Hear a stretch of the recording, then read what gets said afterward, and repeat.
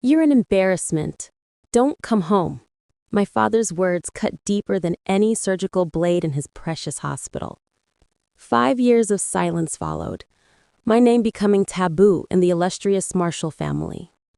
I built my life anyway, piece by determined piece, until Your Honor preceded my name in courtrooms where my opinions became law. Then came the cream envelope with my brother's wedding invitation, my mother's secret rebellion.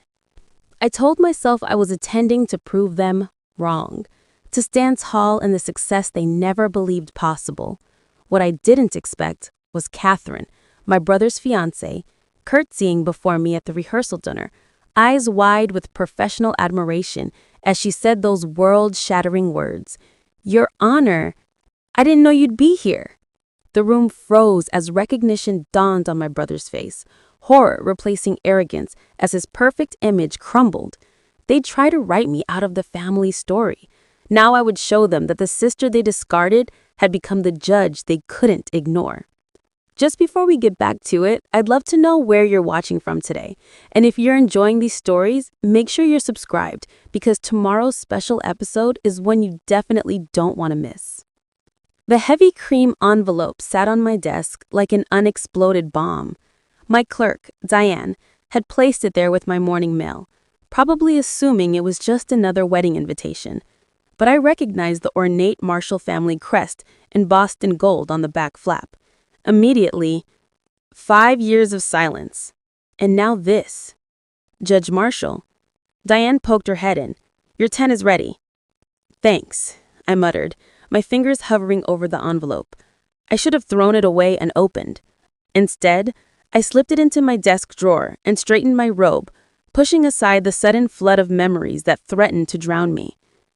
Later that evening, after a particularly difficult custody hearing, I finally opened it. The engraved invitation was exactly what I expected. James Anthony Marshall and Catherine Elizabeth Wilson requested the honor of my presence at their wedding. What I hadn't expected was the small handwritten note from my mother tucked inside. "Ellie, please come. I miss you. Dad and James don't know I've sent this to you. Mom." I poured myself a glass of whiskey, the same brand my grandfather used to drink. Old William Marshall was the only one who'd stood by me when I'd walked away from the family legacy of medicine. "Eleanor," he'd said, "some people are born to heal bodies. I think you were born to heal something else." My phone buzzed with a text from Maya, the only true friend who'd stuck with me through everything. "Did you get it? The invitation. Are you going?"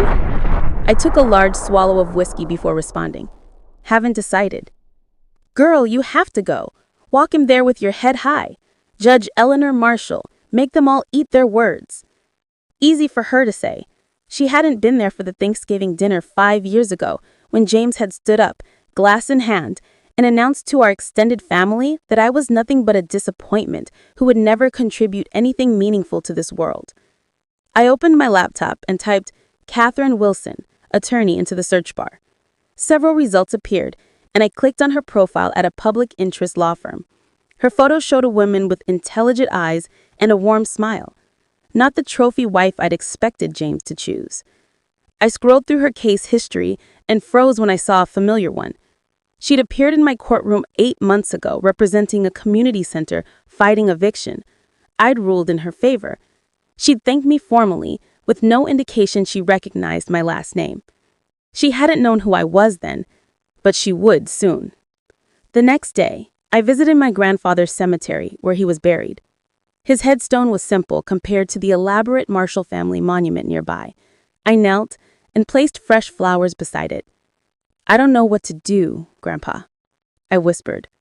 "Part of me wants to go, just to see the look on James' face when he realizes what I've become. But another." The wind rustled through the oak trees overhead. I remembered the last time I'd seen my grandfather alive in his hospital room. He'd pressed a sealed envelope into my hand. "Open this when you're ready to face them again," he'd said. That envelope had remained in my desk drawer at home for 3 years. Perhaps it was finally time to read it. As I drove home, I passed the